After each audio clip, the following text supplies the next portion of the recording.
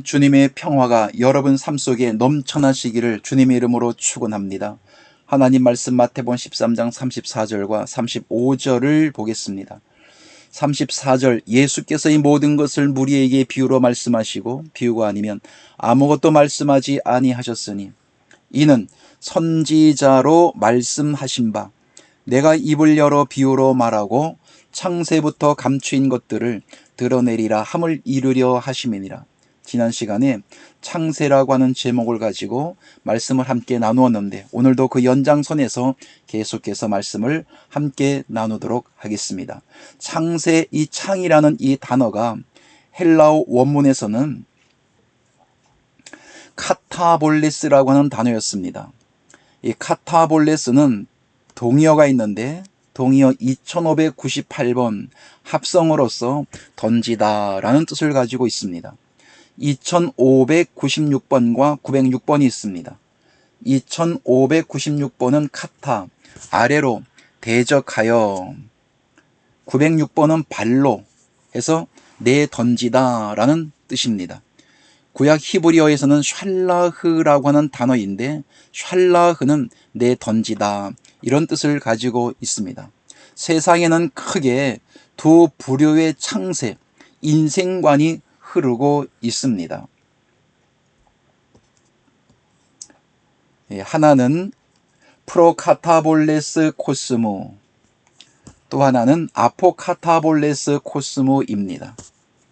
프로라고 하는 단어는 뭐뭐 전에, 아포는 뭐뭐로부터. 그래서 프로카타볼레스 코스무 하는 이 코스무라는 이 단어가 우리 개역성경은 새로 이렇게 번역이 되어져 있습니다.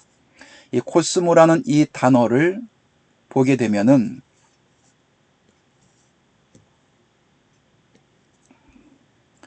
헬라어 원문에서는 코스모스가 이 원형입니다. 코스모스, 그리고 번호를 보면 2889번이 나와 있습니다. 2899번을 보면 사전 코스모스, 2889번 코스모스, 세상. 그 내용을 보면 전부 다 이 세상으로 나와 있는 내용이 아주 지배적입니다. 천하로도 나와 있고 세상 이렇게 나와 있어요. 또 영어에도 어떻게 나와 있느냐 하면은 월드로 영어에도 나와 있습니다. 그래서 어떠한 이 지구 땅덩어리에 관한 사건들을 이 헬라어 원문이라든가 이 단어 자체로 놓고 볼 때는 영어에도 그렇고 이 지구 땅덩어리 지구로 나와 있어요. 이 코스모스, 이 세상이라고 할 때에. 그런데 단순히 이 지구 땅덩어리에 관련되어져 있는 내용을 말하는 것이 아닙니다. 코스모스라는 이 단어를 썼을 때는 결론부터 먼저 말씀드리면 사람, 어떠한 인간 존재를 말할 때 성경에서는 코스모스라고 하는 이 단어를 씁니다. 그럼 정말로 그러할까요? 이 코스모스라는 세상 이 단어가 어떠한 인간 존재를 말하고 있을까요? 그래서 하나님께서 우리에게 주신 생명의 말씀을 통해서 또 확인을 해 보아야 됩니다. 요한복음 1장을 보겠습니다. 요한복음 1장 28절, 이 일은 요한의 세례 주던 곳 요단강 건너편 베다니에서 된 일이니라. 이튿날 요한이 예수께서 자기에게 나오심을 보고 가로되 보라, 세상 죄를 지고 가는 하나님의 어린 양이로다. 여기서 세상 죄를 지고 가는 하나님의 어린 양이로다 라고 했을 때 이 세상에 죄가 있다는 거예요. 만약에 지구 땅덩어리로 본다면 이 지구 땅덩어리에 죄가 있든 없든 아무 상관이 없는 거예요. 죄라고 하는 것은 사람에게 죄가 영향이 끼칠 때 큰 문제가 되는 거지, 지구에 죄가 있든지 없든지 무슨 상관이 있겠습니까? 그래서 이 세상이라는 코스모스는 지구 땅덩어리에 관련되어져 있는 내용을 말하는 것이 아니라 사람 존재를 코스모스로 세상, 이 성경은 말씀하고 있다. 요한복음 3장 16절, 하나님이 세상을 이처럼 사랑하사 독생자를 주셨으니, 이는 저를 믿는 자마다 멸망치 않고 영생을 얻게 하려 하심이니라. 세상을 이처럼 사랑해서 세상에다가 독생자를 주셨다는 거예요. 그래서 이 세상이 멸망치 않고 영생을 얻게 하려고 세상에다가 독생자를 주셨다는 겁니다. 그럼 단순히 세상 지구 땅덩어리냐? 아니, 사람에게 주신 거예요. 물론 2000년 전 입장으로 볼 때는 유대 베들레헴에다가 예수님을 주셨지만 이 요한복음은 마지막 종말론적 복음이라고 말씀을 하고 있습니다. 그래서 세상은 단순히 세상 지구 땅덩어리를 말하는 것이 아니고 사람 인간 존재를 말하고 있다. 그런데 이는 저를 믿는 자마다 멸망치 않고 영생을 얻게 하려 하심이니라. 여기서 믿는 자마다라고 하는 이 믿는 자도 참 오늘날 우리에게 많은 문제가 되어집니다. 우리가 주님을 믿는데 어디까지 믿어야지만 영생을 얻게 되느냐라고 하는 거예요. 믿음이라고 하는 것도 사람 인간이 보는 기준에서 당신은 믿음이 참 좋아요, 누군 믿음이 약해요 라고 하는 것은 사람의 외적으로 드러나는 행위를 가지고 믿음에 대한 평가를 하고 있다라고 하는 거예요. 근데 하나님께서 보실 때도 외적으로 드러나는 행위를 통해서 믿음에 대한 평가를 하나님도 평가를 하느냐라고 하는 겁니다. 만약에 10개가 있으면 5개만 믿으면 너는 참 믿음이 있어 라고 할 텐데 그런 기준도 없어요. 그냥 열심히 하면 믿음이 있고 좀 열심히 식어지면 믿음이 없고 라고 하는 행위를 통해서 믿음에 대한 평가를 하고 있다는 거예요. 여기 중요한 것은 믿는 자마다 멸망치 않고 영생을 얻는다라고 했기 때문에 믿음이 얼마나 중요한지 몰라요. 이 내용이 오늘 제목이 아니기 때문에 다음 시간으로 넘어가도록 하고 로마서 5장을 봅니다. 로마서 5장 12절. 이러므로 한 사람으로 말미암아 죄가 세상에 들어오고 죄로 말미암아 사망이 왔나니 이와 같이 모든 사람이 죄를 지었으므로 사망이 모든 사람에게 이르렀느니라. 해서 여기 보면 죄가 세상에 들어왔다. 창세기 3장에 아담과 하와가 선악을 알게 하는 나무의 열매를 먹음으로 말미암아 아담 속에 죄가 들어온 것을 세상에 죄가 들어왔다. 이렇게 성경은 말하고 있어요. 해서 아담과 하와를 무엇이라고 말하고 있느냐? 성경은 바로 세상으로 아담과 하와를 얘기하고 있습니다. 그렇다면 다시 본문 말씀으로 돌아갑니다. 프로카타볼레스 코스무라고 할 때에 이 코스모스는 아담, 사람을 말하고 있다. 프로카타볼레스 코스모 프로라고 하는 것은 뭐뭐 전에, 프로카타볼레스 코스모 첫사람 아담이 만들어지고 내어 쫓기기 이전에 라고 할 때에 프로카타볼레스 코스모입니다. 다시 말씀드리면 첫사람 아담이 만들어지고 내어 쫓기기 이전에 라고 할 때는 프로카타볼레스 코스모입니다. 또 하나는 아포카타볼레스 코스모, 아포 뭐뭐로부터 라고 할 때는 첫사람 아담이 만들어지고 내어 쫓긴 이후로부터 라고 할 때는 아포카타볼레스 코스모라는 이 단어를 사용을 하게 됩니다. 그래서 다시 본문으로 돌아갑니다. 마태복음 13장 34절. 예수께서 이 모든 것을 무리에게 비유로 말씀하시고 비유가 아니면 아무것도 말씀하지 아니하셨으니 이는 선지자로 말씀하신 바 내가 입을 열어 비유로 말하고 창세부터 감추인 것들을 드러내리라 함을 이루려 하심이니라. 창세부터 감추인 것들을 드러내리라 함을 이루려 하심이니라 했기 때문에 창세부터라는 이 단어는 프로카타볼레스 코스모가 아니고 창세부터이기 때문에 아포카타볼레스 코스모입니다. 아포카타볼레스 코스무, 첫사람 아담이 만들어지고 내어 쫓긴 이후로부터, 첫사람 아담이 만들어지고 내어 쫓긴 이후로부터 그 아담에게 감추인 것들이 있다라고 하는 거예요. 그런데 마태복음 13장을 통해서 첫사람 아담이 만들어지고 내어 쫓긴 이후로부터 감추인 모든 것들을 드러내리라 함을 이루려 하심이니라 라고 말씀하고 있습니다. 그렇다면 감추인 것들이, 창세부터 감추인 것들이 무엇이냐라고 하는 거예요. 어떠한 것들이 감추어졌느냐라고 하는 겁니다. 그래서 하나님 말씀을 통해서 그 내용 하나하나 한번 우리가 찾아가 보도록 하겠습니다. 창세기 2장 7절입니다. 여호와 하나님이 흙으로 사람을 지으시고 생기를 그 코에 불어넣으시니 사람이 생명이 된지라.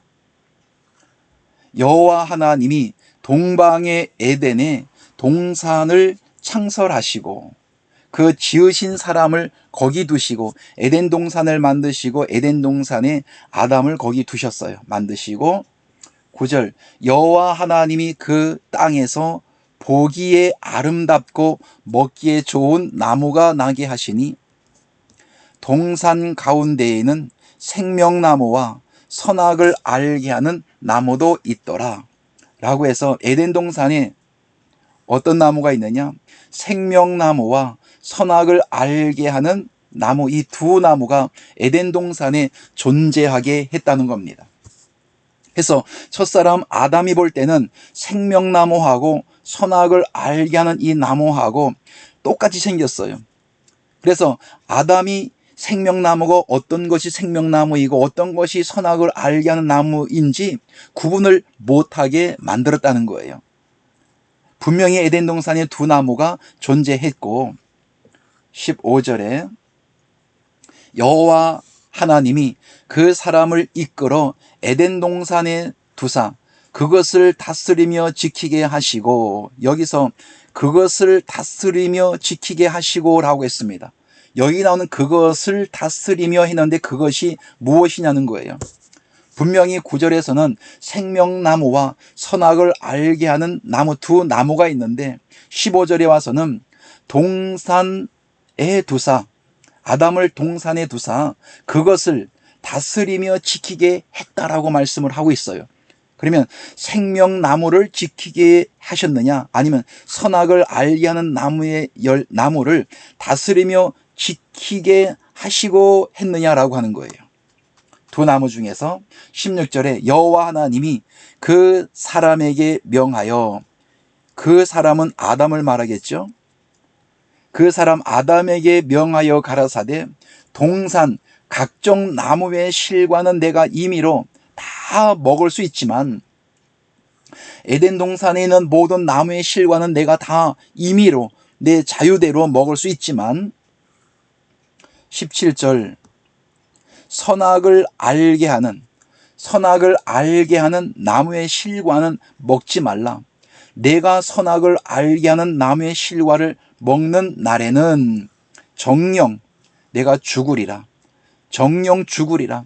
그러니 선악을 알게 하는 나무의 열매는 내가 먹지 말아라. 다른 나무의 열매는 다 먹을 수 있지만 선악을 알게 하는 나무의 실과는 먹지 말라. 여기서 중요한 내용이 있습니다. 다시 한번 9절, 여호와 하나님이 그 땅에서 보기에 아름답고 먹기에 좋은 나무가 나게 하시니 동산 가운데에 생명나무와 선악을 알게 하는 나무도 있더라. 두 나무가 분명히 에덴 동산에 존재했습니다. 그리고 15절에 다시 보면 여호와 하나님이 그 사람을 이끌어 에덴 동산에 두사 그것을 다스리며 지키게 하시고 라고 했어요. 여기 나오는 그것이 생명나무냐 아니면 선악을 알게 하는 나무냐, 여기는 구분이 안 됩니다. 그것이 무엇이냐. 그리고 16절에 여호와 하나님이 그 사람에게 명하여 가라사대 동산나무의 실과는 내가 임의로 다 먹을 수가 있지만, 17절 선악을 알게 하는 나무의 실과는 먹지 말라. 내가 먹는 날에는 정령 죽으리라라고 말씀하시면서 생명나무는 없어지고 선악을 알게 하는 나무의 실과는 먹지 말아라 라고 말씀하시면서 선악을 알게 하는 나무의 열매만 말씀하고 있어요. 여기서 선악을 알게 하는 나무의 실과는 먹지 말라라고 했는데 생명나무는 누구를 말하고 있느냐? 여호와 하나님 자신을 생명나무로 말하고 있는 거예요. 그래서 여호와 하나님이 그 사람을 이끌어 에덴 동산에 두사 그것을 다스리며라고 했을 때는 생명나무인 여호와 하나님을 다스리라는 것이 아니라 선악을 알게 하는 그 선악나무를 다스리며 지키게 하라는 거예요. 그러면서 15절에 와서 생명나무는 감추면서 여호와 하나님으로 입장을 바꾸어 주고 있다는 거예요. 생명나무와 선악을 알게 하는 나무 하면은 우리는 나무로만 보통 많은 사람들이 생각하는데 나무로만 보지 말고 생명나무 하면 여호와 하나님, 선악을 알게 하는 나무 하면 사탄 마귀를 성경은 말하고 있다는 거예요. 그래서 다시 여기서 여호와 하나님이 이라고 할 때는 생명나무가 그 사람을 이끌어 에덴 동산에 두사 그것을 선악을 알게 하는 나무 사탄을 다스리며 지키게 하시고 16절에 여호와 하나님이 생명나무가 그 사람에게 명하여 가라사대 동산 각종 나무의 실과는 내가 임의로 내가 먹을 수 있는데 선악을 알게 하는 나무 사탄 마귀에게서 나오는 그의 열매는 먹지 말라. 내가 먹는 날에는 정령 죽으리라고 말씀하고 있어요. 그래서 15절부터 생명나무는 감추어지고 여호와 하나님으로 이름이 바뀌어졌다라고 하는 거예요. 그래서 여기 9절에서 생명나무와 선악을 알게 하는 이 나무를 창세기 3장 1절 6절로 갑니다. 여자가 그 나무를 본즉 먹음직도 하고 보암직도 하고 지혜롭게 할 만큼 탐스러운 나무인지라.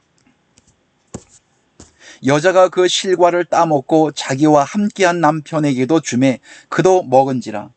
지혜롭게 할 만큼 탐스러운 나무다라고 말씀을 하고 있어요. 그래서 원래는 선악을 알게 하는 나무의 열매가 탐스러운 것이 아니라 생명나무의 열매가 탐스러운 열매인데 여기 있는 하와는 사탄 마귀의 입에서 나오는 그 말에 속고 있다라고 하는 거예요. 생명나무의 열매가 정말로 지혜롭게 할 만큼 탐스러운 열매예요. 근데 선악을 알게 하는 나무의 열매를 보고 탐스럽다라고 하와는 말을 합니다. 여기 나오는 이 지혜에 대해서 조금 우리가 말씀을 보아야 되는데 이 지혜는 어떤 지혜로 성경은 말하고 있느냐라고 하는 거예요. 마태복음 10장 15절 내가 진실로 너희에게 이르노니 심판날에 소돔과 고모라 땅이 그 성보다 견디기 쉬우리라. 16절 보라 내가 너희를 보냄이 양을 이리 가운데 보냄과 같도다. 그러므로 너희는 뱀처럼 지혜롭고 비둘기처럼 순결하라. 뱀처럼 지혜롭고 이 뱀이 어떤 뱀이냐라고 하는 거예요. 저도 어릴 때는 이 뱀을 많이 보았는데 일반적으로 나타나는 독사, 살무사, 구렁이 이런 뱀이 정말로 지혜롭다고 보십니까 여러분들은요? 여기서 말하는 이 뱀같이 지혜롭고 비둘기같이 순결하라라고 하는 이 뱀은 누구를 비유하고 있느냐라고 하는 거예요. 일반적인 세상에 등장하고 있는 그 뱀은 정말로 지혜롭지가 않아요. 그래서 마태복음 10장 16절의 제자들을 전도하러 내보내면서 예수님께서 하시는 말씀이거든요. 여기 나오는 이 뱀이 어떤 뱀이냐라고 하는 것도 우리가 성경을 통해서 확실하게 내용을 배워야 됩니다. 왜? 뱀처럼 지혜롭고 비둘기처럼 순결하라. 비둘기가 정말로 순결한가요? 그래서 성경에서는 이 지혜에 관한 이 내용을 크게 두 가지로 구분을 하는데 고린도전서 이 말씀을 여러분들이 머릿속에 기억한다면 앞으로 지혜에 관련되어져 있는 이 말씀을 볼 때에 여러분들이 이해하게 될 것입니다. 2장 3절 내가 너희 가운데에 거할 때에 약하며 두려워하며 심히 떨었노라. 내 말과 내 전도함이 지혜에 권하는 말로 하지 아니하고 다만 성령의 나타남과 능력으로 하여 내 말과 내 전도함이 내 지혜에 권하는 사람의 지혜에 권하는 말로 하지 아니하고 다만 성령의 나타남과 능력으로 하여 5절 너의 믿음이 사람의 지혜에 있지 아니하고 그래서 지혜는 사람의 지혜가 있고 하나님의 지혜가 있습니다. 사람의 지혜에 있지 아니하고 다만 하나님의 능력에 있게 하려 하심이니라. 다시 말씀드립니다. 사람의 지혜가 있고 하나님의 지혜가 있다. 고린도전서 3장 17절 누구든지 하나님의 성전을 더럽히면 하나님이 그 사람을 멸하시리라. 하나님의 성전은 거룩하니 너희도 그러하니라. 18절 아무도 자기를 속이지 말라. 너희 중에 누구든지 이 세상에 지혜 있는 줄로 생각하거든 사람의 지혜가 있는 줄로 너희가 생각하거든 너희는 미련한 자가 되어라. 그리하여야 지혜로운 사람이 되리라. 지혜가 있는 줄로 생각하거든 미련한 자가 되어라. 미련한 자가 되라라고 하는 것은 세상에 미련한 자가 아니라 하나님의 자녀들, 아버지께서 우리에게 허락하시는 하나님의 지혜로서의 지혜로운 자가 되라라고 하는 거예요. 19절 이 세상 지혜는 하나님께서 미련한 것이니 하나님께 미련한 것이니 기록된 바 지혜 있는 자들로 하여금 자기 괴율에 빠지게 하는 것이라 해서 사람이 가지고 있는 그 사람의 지혜가 도리어 그 사람으로 하여금 어떻게 만들고 있느냐 그 사람들로 하여금 괴율에 빠지게 한다라고 하는 거예요. 그래서 하나님께서 하나님의 자녀들을 부를 때 세상에서 지혜 있는 자, 하나님 나라의 지혜 있는 자를 부른 것이 아니라 지혜 없는 자를 불러서 지혜 있게 만들어 주십니다. 고린도전서 1장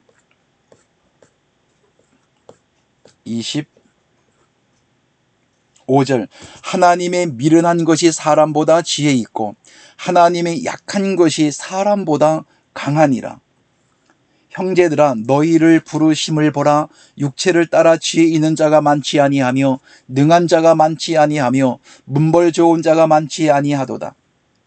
그러나 하나님께서 세상에 미련한 것들을 택하사 지혜 있는 자들을 부끄럽게 하려 하시고 세상에 지혜 있다고 말하는 사람들을 하나님의 지혜로 채워주셔서 세상에 지혜 있다고 말하는 사람들을 부끄럽게 한다는 겁니다. 세상에 약한 것들을 택하사 강한 것들을 부끄럽게 하려 하시며 28절 하나님께서 세상에 천한 것들과 멸시받는 것들과 없는 것들을 택하사 있는 것들을 패하려 하시나니 라고 해서 하나님의 자녀들을 하나님께서 부르실 때 정말로 지혜 있는 사람들을 부른 것이 아니라 지혜 없는 사람들을 불러서 하나님 나라의 지혜 있는 사람으로 바뀌어 주셨다는 거예요. 세상에 아무리 많이 배운 사람이라 할지라도 하나님 나라의 지혜에 대해서 모르게 되면은 그가 지혜 있는 사람이 아니라 가장 미련하고 천한 사람이다 라고 하는 겁니다. 빌립보서 3장 1절 정말로 나의 형제들아 주 안에서 기뻐하라.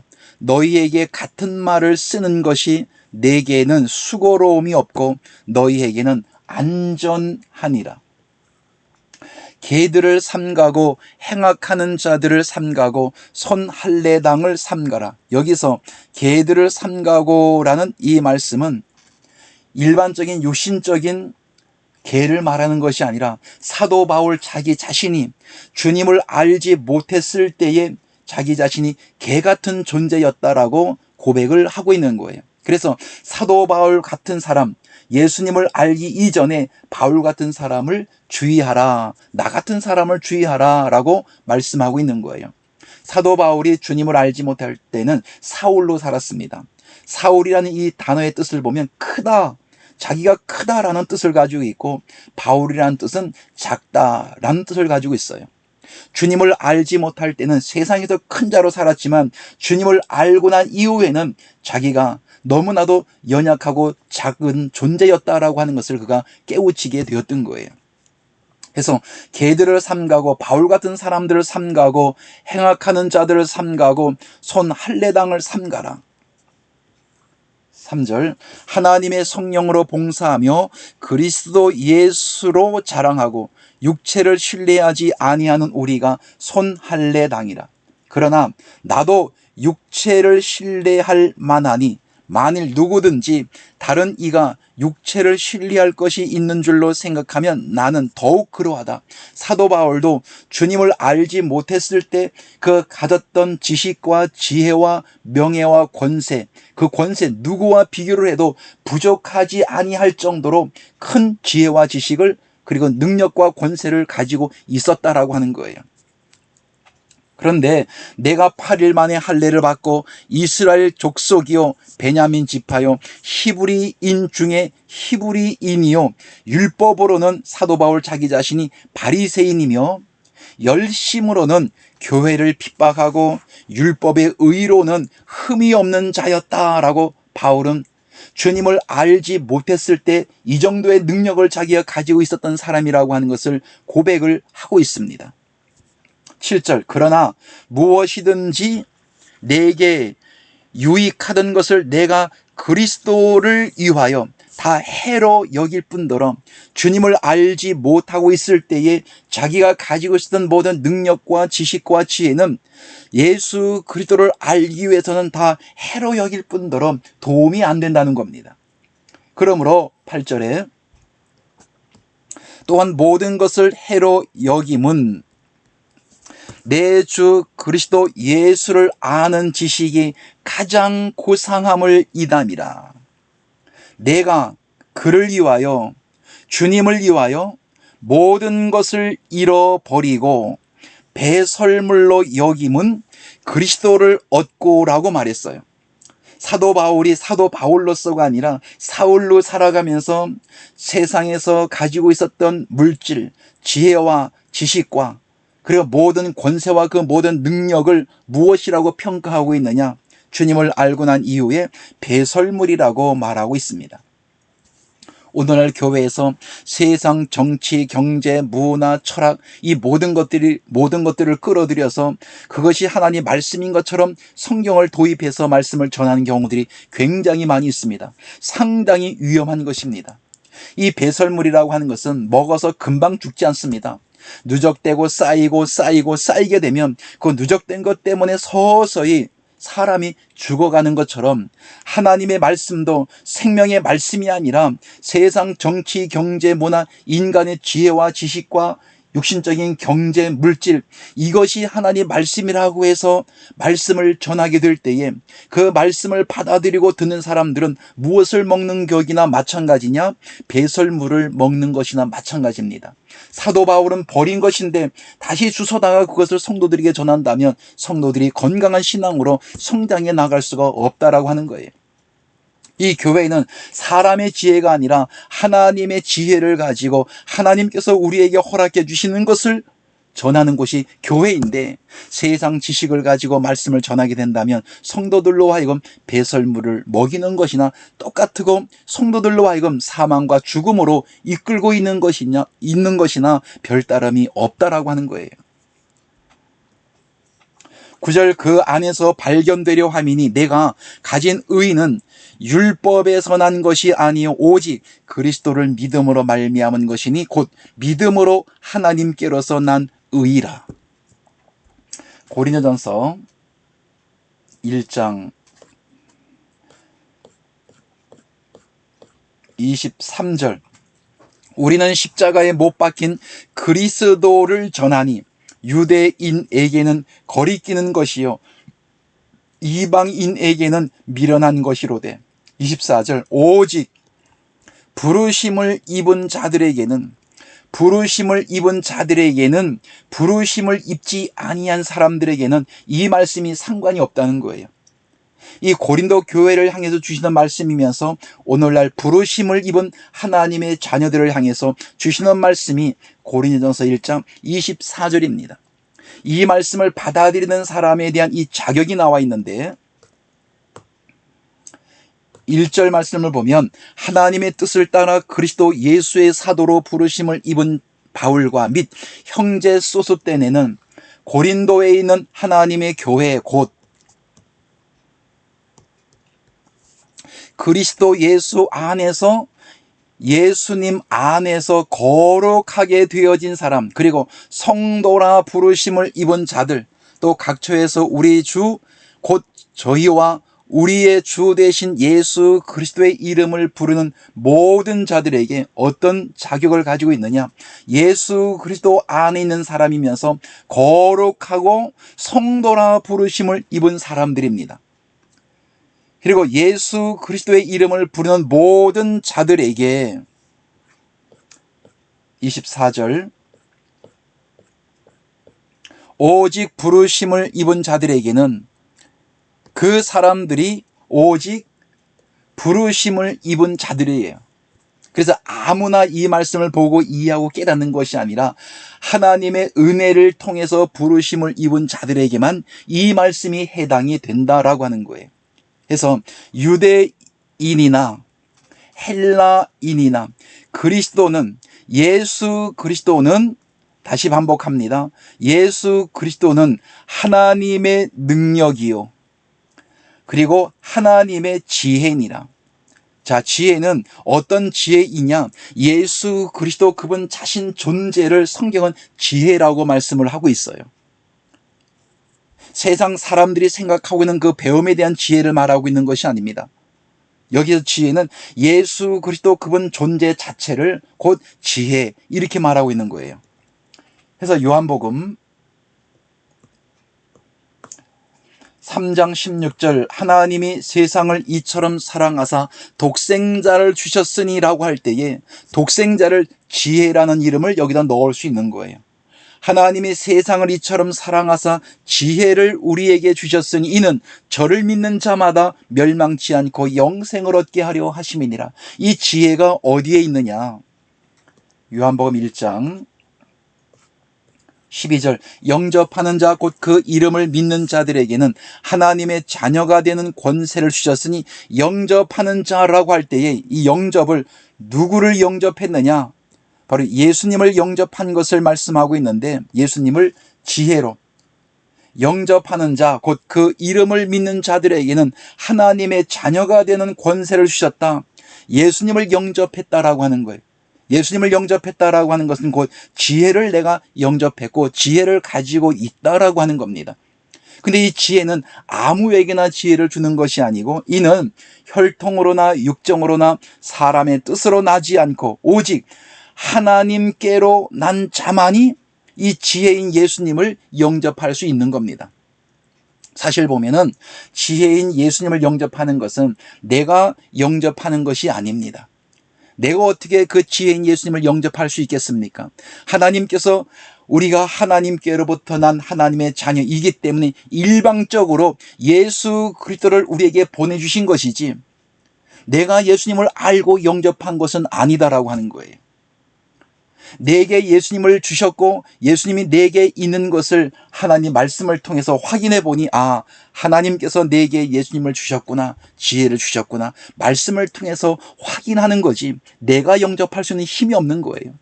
많은 사람들이 그렇게 말해요. 예수님 영접했다고. 본인이 영접한 것이 아닙니다. 하나님의 사랑과 은혜로서 일방적으로 우리에게 주신 거예요. 그러므로 말미암아 생명에 이르고 구원에 이르게 된 거지 내가 예수님을 영접한 것은 아니다라고 하는 겁니다. 그래서 에베소서 2장 8절 너희가 그 은혜를 인하여 믿음으로 말미암아 구원을 얻었나니 이것이 너희에게서 난 것이 아니요 이 구원의 선물은 하나님께서 우리에게 거저 주신 선물입니다. 그러므로 행위에서 난 것이 아니니 이는 누구든지 자랑치 못하게 함이니라. 어디에서 우리를 구원하셨느냐? 2장 1절 너희의 허물과 죄로 죽었던 너희를 살리셨도다. 그때에 너희가 그 가운데서 행하여 이 세상 풍속을 쫓고 공중의 권세 잡은 자를 따랐으니 곧 지금 불순종의 아들들 가운데 역사하는 영이라. 전에는 우리도 다 그 가운데서 우리 육체의 욕심을 따라 지내며 육체와 마음에 원하는 것을 하여 다른 이들과 같이 본질상 진노의 자녀이었더니 긍휼에 풍성하신 하나님이 우리를 사랑하신 그 큰 사랑을 인하여 허물로 죽은 우리를 그리스도와 함께 살리셨고 너희가 은혜로 구원을 얻은 것이라. 7절. 이는 8절로 바로 넘어갑니다. 너희가 그 은혜를 인하여 믿음으로 말미암아 구원을 얻었나니 이것이 너희에게서 난 것이 아니요 하나님의 선물이라고 말씀을 합니다. 행위에서 난 것이 아니니 이는 누구든지 자랑치 못하게 함이니라 라고 해서 지혜인 예수님이 우리에게 오신 것은 인간의 수고와 노력을 통해서 오신 것이 아니에요. 내가 금식을 했기 때문에, 예배를 드렸기 때문에 오신 것이 아닙니다. 기도를 얼마만큼 많이 했기 때문에 하나님은 나의 기도를 보시고 나의 노력을 가상하게 보시고 불쌍히 보시고 내게 주신 것이 아니라 하나님의 일방적인 은혜와 사랑과 은혜를 통해서 우리에게 예수님을 주셨고, 예수님이 내게 계신다라고 하는 것은 그 사람은 지금 지혜를 가지고 있는 거예요. 예수님이 그에게 없다라고 했을 때는 지혜가 없는 사람이에요. 이번에는 열왕기상 3장 8절. 주의 빼신 백성 가운데 있나이다. 저희는 큰 백성이라 수요가 많아서 셀 수도 없고 기록할 수도 없사오니. 9절. 누가 주의 이 많은 백성을 재판할 수 있사오리이까. 지혜로운 마음을 종에게 주사. 솔로몬이 하는 기도입니다. 지혜로운 마음을 종에게 주사 주의 백성을 재판하여 선악을 분별하게 하옵소서. 지혜로운 마음을 종에게 주사. 솔로몬은 20살의 왕이 되었고 40년 동안 왕좌에서 있었습니다. 근데 20살 됐던 이 솔로몬이 1000번제를 하나님께 드리고 난 이후에 하나님께서 응답해 주십니다. 내가 너에게 무엇을 줄꼬라고 했을 때 제게 지혜로운 마음을 주시옵소서 라고 할 때에 하나님께서 솔로몬이 이 구함이 얼마나 마음에 합당했는지 솔로몬이 고하지 아니한 것까지도 보너스로 많이 다른 것을 주셨다라고 말했습니다. 하나님께서 솔로몬에게 세상에서 전에도 후도 너와 같이 부귀 영화를 누리는 큰 사람이 없을 것이라는 말씀을 해줍니다. 하면서 지혜로운 마음을 종에게 주사 지혜를 하나님께 구하였더니 하나님께서 마음이 흡족하고 기뻐했다라고 하는 거예요. 그럼 누구를 구했느냐? 나는 하나님 한 분만 계시면 됩니다 라는 기도를 하나님 앞에 드렸다라고 하는 거예요. 다른 아무것도 필요가 없습니다. 오직 하나님만 계시면 나는 만족하고 나는 행복할 수 있습니다 라고 했을 때 하나님께서는 솔로몬의 기도를 합당하게 여기시고 하나님은 기뻐하셨다라고 하는 거예요. 오늘날 우리 하나님의 자녀들도 교회에 오는데 과연 무엇을 찾고 무엇을 구하느냐라고 하는 거예요. 정말로 예수님 때문에 교회에 오는지 세상에 나의 육신의 욕구를 채우기 위해서 교회로 오는지 우리는 한번 생각을 해봐야 됩니다. 얼마나 주님을 구하고 주님을 알기를 원하고 주님에 대해서 배우기를 원하느냐라고 하는 거예요. 그래서 지혜로운 마음을 종에게 주사 주의 백성을 재판하여 선악을 분별하게 하옵소서. 솔로몬이 이것을 구함에 그 말씀이 주의 마음에 맞은지라. 이에 하나님이 저에게 이르시되 내가 이것을 구하도다. 자기를 위하여 수도 구하지 아니하며 부도 구하지 아니하며 자기의 원수의 생명을 멸하기도 구하지 아니하고 오직 송사를 듣고 분별하는 지혜를 구하였은즉. 하나님께서 솔로몬을 보실 때 얼마나 이뻐하시는지, 내가 내 말대로 하여 내게 지혜롭고 총명한 마음을 주노니 너의 전에도 너와 같은 자가 없었거니와 너의 후에도 너와 같은 자가 일어남이 없으리라. 내가 또 너의 고하지 아니한 부와 영광도 내게 주노니 내 평생의 열왕 중에 너와 같은 자가 없을 것이라 라고 하면서 솔로몬이 정말로 부귀 영화를 누릴 수 있도록 하나님께서 그에게 허락해 줍니다. 많은 것들을 구한 것이 아닙니다. 오직 지혜 하나만 구하였는데 마태복음 6장 32절. 이는 다 이방인들이 구하는 것이라 너희 천부께서 이 모든 것이 너에게 있어야 할 줄을 아시느니라. 너희는 먼저 그의 나라와 의를 구하라. 그리하면 이 모든 것을 너희에게 더하시리라. 하나님께 기도하는데 어떤 기도를 중점적으로 하라고 말씀하고 있느냐? 먼저 그의 나라와 의를 구하라는 거예요. 먼저 그의 나라와 의를 구하면 너희가 구하지 아니한 것까지도 하나님께서 다 채워주시겠다라는 말씀입니다. 그런데 많은 사람들이 어떻게 무엇을 하나님 앞에 구하고 간구하느냐? 오늘 있다가 내일 아궁이에 던지는 들풀도 하나님이 이렇게 입히시거늘 하물며 너희일까 보냐 믿음이 적은 자들아. 그러므로 염려하여 이르기를 무엇을 먹을까 무엇을 마실까 무엇을 입을까 염려하지 말라. 염려하지 말라. 오직 너희는 어떻게만 기도하냐? 너희는 먼저 그의 나라와 의를 구하라. 그리하면 이 모든 것을 너희에게 더하시리라. 솔로몬이 하나님 앞에 하나님의 지혜 여호와 하나님을 구하였던 것처럼 오늘날 우리도 무엇을 하나님 앞에 기도했을 때에 기도하지 않고 구하지 아니한 것까지도 우리에게 다 합당하게 채워주시느냐라고 하는 거예요.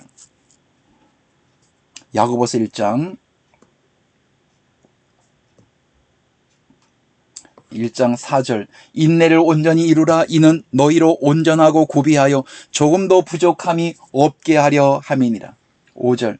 너희 중에 누구든지 지혜가 부족하거든 모든 사람에게 후히 주시고 꾸짖지 아니하시는 하나님께 구하라. 그리하면 지혜를 주시겠다.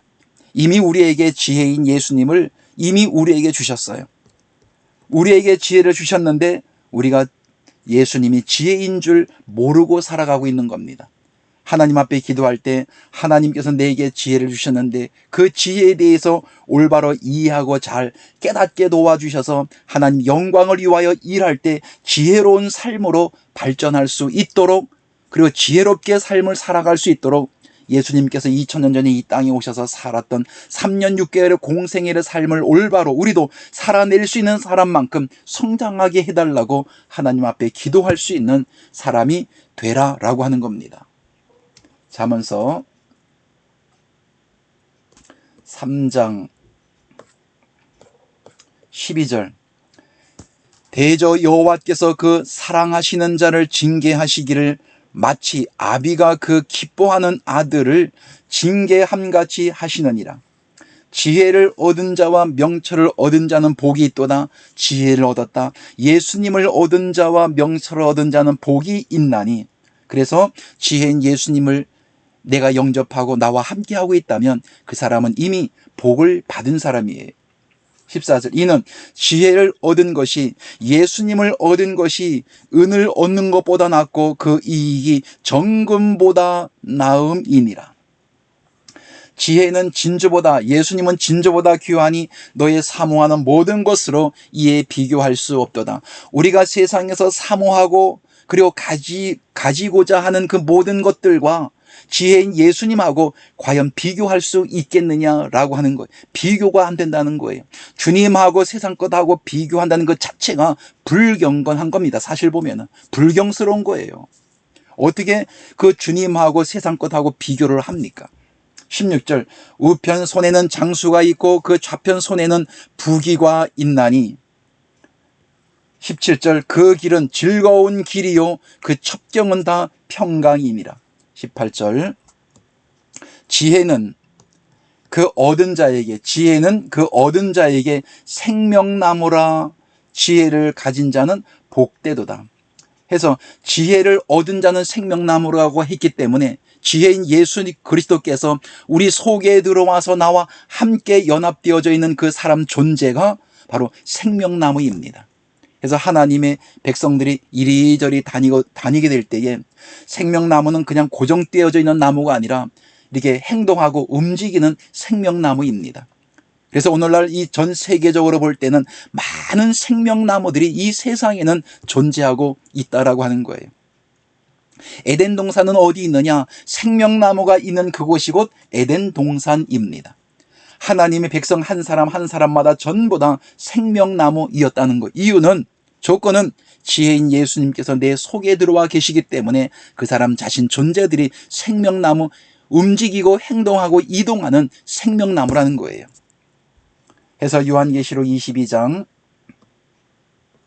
1절, 또 저가 수정같이 맑은 생명수의 강을 내게 보이니 하나님과 및 어린 양의 보좌로부터 나서 길 가운데로 흐르더라. 강 좌우에 생명나무가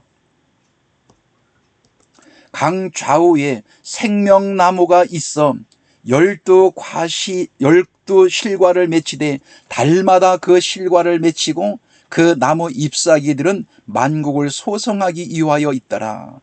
길 가운데로 흐르더라. 생명수의 강이 흐른다라고 하는 것은 예수님께로부터 하나님의 생명의 말씀이 흘러나온다는 거예요.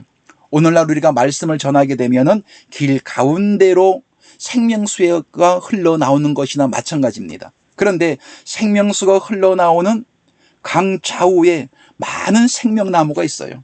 그 생명나무가 그 생명수의 생명수를 마시고 12실과를 맺히되 달마다, 매달마다 열매를 맺혀요.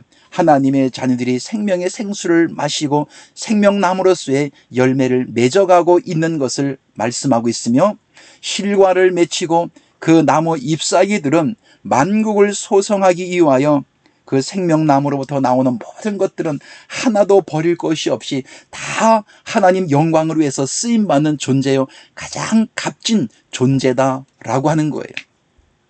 그래서 다시 창세기 2장 9절, 여호와 하나님이 그 땅에서 보기에 아름답고 먹기에 좋은 나무가 나게 하시니 동산 가운데에는 생명나무와 선악을 알게 하는 나무도 있더라. 그래서 정말로 지혜롭게 할 만큼 탐스러운 나무의 열매는 생명나무의 열매입니다. 선악을 알게 하는 나무의 열매는 지혜롭게 할 만큼 탐스러운 나무의 열매가 아닌데, 바로 이 사탄마귀는 하와가 볼 때에 가장 아름다운 선악을 알게 하는 나무의 열매, 지혜롭게 할 만큼 탐스러운 열매로 가장해서 하와를 꿰고 있는 거예요. 그래서 생명나무 하게 되면은 그냥 나무로 말하는 것이 아니라 여호와 하나님을 생명나무로 말하고, 사탄마귀는 선악을 알게 하는 나무로 말하고 있다. 생명나무는 여호와 하나님은 15절에 와서는 감추고 계신다. 여호와 하나님이 그 사람을 이끌어 에덴 동산에 두사 그것을 다스리며 지키게 하시고, 여호와 하나님이 그 사람에게 명하여 가라사대 동산 각종 나무의 실과는 내가 임의로 먹되 선악을 알게 하는 나무의 실과는 먹지 말라. 내가 먹는 날에는 정령 죽으리라 해서 생명나무는 없어지고 여호와 하나님으로 감춥니다. 그리고 선악을 알게 하는 나무의 열매만 등장을 시키게 됩니다. 다음 시간으로 더 연결해 가도록 하겠습니다. 감사합니다.